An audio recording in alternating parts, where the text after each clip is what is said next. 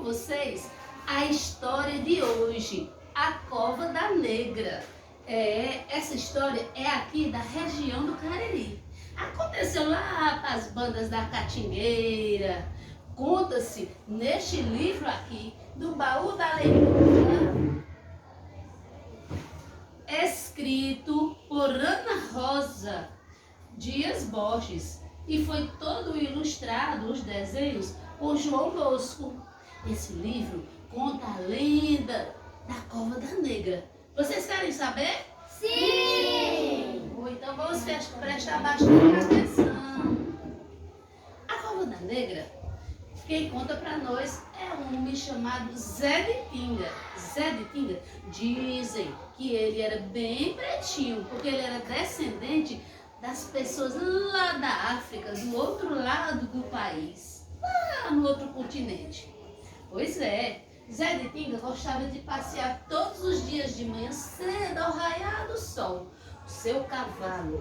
E o seu cavalo era tão obediente que quando ele fazia assim, ó, o cavalo chegava rapidinho, porque ele era bem domesticado. E Zé de Tinga montava no seu cavalo e saía pela Chapada do Araripe, atrás do seu gado. E vamos lá, e corria, mata dentro, na Chapada do Araripe. E eram muito amigos. Eles eram tão amigos que ele era muito, mas muito obediente.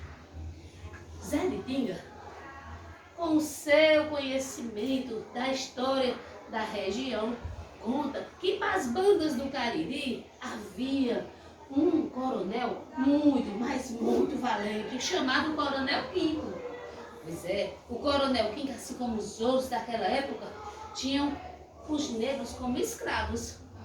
Os escravos, eles trabalhavam noite e dia e noite, nas fornalhas ardentes, tendo que queimar lenha, cana, e era um fogaréu tão grande que eles sofriam. Se fizesse o trabalho errado, ia pro tronco e apanhavam. É verdade. Conta-se que esses negros não queriam vir para o Brasil, vieram aprisionados. Sim, vieram e sofriam naquela viagem. Quando aqui chegaram, já estavam todos juntos, e conta-se que no caminho eles decidiram trazer nas roupas, na bainha de suas roupas, escondido, ninguém podia saber, sementes de uma planta que havia lá na África, chamada baobá. Quando aqui chegou, deram o nome de barriguda, porque esta planta tinha um tronco bem gordo, bem grande, e assim recebeu o nome de barriguda, porque no tronco dizem que armazenava água, e era como se fosse uma planta sagrada para eles. E foi assim que eles trouxeram na bainha de suas roupas as sementes do baobá. E dizem que por aqui, por onde eles passavam, eles jogavam a semente para que nascessem as plantinhas do baobá, como essa aqui do livro. E assim matariam a saudade. E aí, quando eles passaram a jogar semente, conta-se que por aqui ficou cheio dessa planta. E assim eles podiam matar um pouco da saudade da região deles, lá da África. Muitos vieram do Moçambique e vieram de outros lugares que ficavam no continente africano. Conta-se também que o Coronel Quinco, ele era tão valente, que ele queria que as pessoas obedecessem. Ah, se não obedecesse, chicotada, apanhava. O Coronel Quinco não se brincava com ele, não. Ele era bem valente, bem valente. Mas um dia, o Coronel Quinco decidiu vender uma das suas negras escravas. Ah, dizem que essa negra era tão bonita, mas tão bonita, a pele tão escura, os olhos arredondados, que eram azuis. Por onde ela passava, chamava a atenção. A negra Jovina. Essa negra chamava tanta atenção que por onde ela passava, todos a admiravam. Ela ganhou de um certo cacheiro viajante um vestido. E esse vestido, ele era cheio de rosas. E dizem que ela não tirou mais esse vestidos. Então, por onde ela passava, chamava a atenção com um vestido cheio de margaridas. Pois é, a negra Juvina tão bela que era, mas o coronel Quinco, na sua feroz decisão, decidiu vender a negra Juvina. Ela trabalhava na fazenda, cuidando de rosas, carregando água, lavando louça, e ela era muito esperta. Então, o coronel resolveu vender a negra.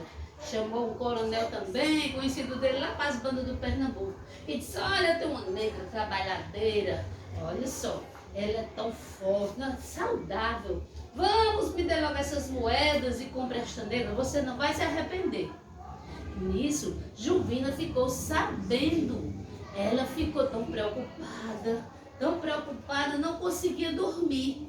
Assim, Juvina resolveu fugir para as bandas da Chapada e se esconder. Ao cair da noite, estava escuro. Ela muito que correu e se escondeu aos pés do baobá. O baobá que ela avistou aquela sombra de longe e lembrou da história que contavam. Dizem que o baobá, aqui chamado de barriguda, é uma planta sagrada. E resolveu descansar. E lá ela deitou-se e tirou aquele cochilo. Quando ela estava cochilando, ouviu um barulho. Ela começou a se tremer, ficou nervosa. Ela ficou com medo, ela já ficou ofegante a respiração. O que será? O que será que está chegando aqui? De repente, Juvina avistou uma sombra. Era um animal feroz, muito feroz. E assim, ela ficou muito, mas muito preocupada. De repente, o animal chegou perto dela e atacou. Era a onça tão temida pelas pessoas da região. O medo foi tão grande que Juvina tentou escapar e lembrou de uma história que disseram que os pés da planta barriguda ou baobá, se ela conseguisse subir, a onça, ao tentar subir contra os andarilhos daquela época, que ela ia fixar as suas garras no tronco e ela ia conseguir fugir. Era o tempo que ela tinha para fugir. Pensou rapidinho nisso. E nisso, Juvina levantou e correu, mas tropeçou numa pedra. Aí foi assim que ela caiu. Quando ela caiu, a onça já estava dando bote. Ela só sentiu as garras da onça, o bafo e aqueles olhos. Aí Juvina desistiu e resolveu se entregar ao mundo escuro. E lá a onça devorou Juvina, devorou, que não sobrou nada da negra Juvina, a não ser um pedaço do seu vestido tão querido. E lá ficou aos pés do baobá. Quando foi de manhã, ao raiar do dia, o sol já estava nascendo, o coronel deu por falta da negra que ia vender naquele dia. Vamos, cadê a negra Juvina? Vamos procurá-la. Traga ela ou viva ou morta. E assim saíram os capatazes, saíram todos os trabalhadores à procura da negra Juvina dentro da Chapada do Araripe, na floresta. E foi o gado, e foi todo mundo atrás, cavalgando, e era aquela multidão dos funcionários do coronel Quinco. Mas não foi boa viagem não. Eles foram e entraram na chapada, avistaram o baobá, aquela planta sagrada. Porém, quando chegaram perto, ficaram admirados, nervosos e tristes. Foi tão triste o espanto de ver o pedaço do vestido da negra Juvina que voltaram cabisbaixos. Voltaram e disseram ao coronel: Coronel, a negra Juvina foi devorada pela onça. Não restou nada a não ser um pedaço do vestido de rosas que ele tanto gostava. O coronel ficou muito chateado. E os capatazes, os funcionários lá daquela fazenda, resolveram fazer uma cova para enterrar o restinho do pedaço de roupa que sobrou para homenagear a Juvina. E assim cavaram a cova e fizeram a cova da negra Juvina. E lá, naquele lugar, conta-se que as pessoas começaram a fazer penitência. E iam para lá fazer orações e alcançavam graças. Dizem que pediam chuva e ela, pela intercessão dela, pedia a Deus e vinha chuva. Pediam cura de doença e alcançava. Conta esta história também que as pessoas começaram a fazer peregrinação, inclusive Zé de Tinga. Ele resolveu também fazer a sua homenagem. E um belo dia foi acender uma vela aos pés do baobá, em homenagem à negra Juvina. E lá estava enterrada. E as pessoas daquela região também penitência e oração à negra Juvina.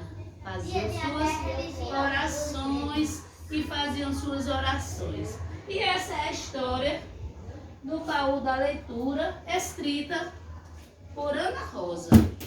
Uma história que vocês precisam depois ler com calma em suas casas.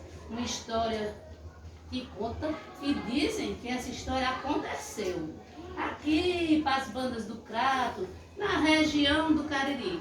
A Cova da Negra, de Ana Rosa Dias Borges, ilustrada por João Bosco.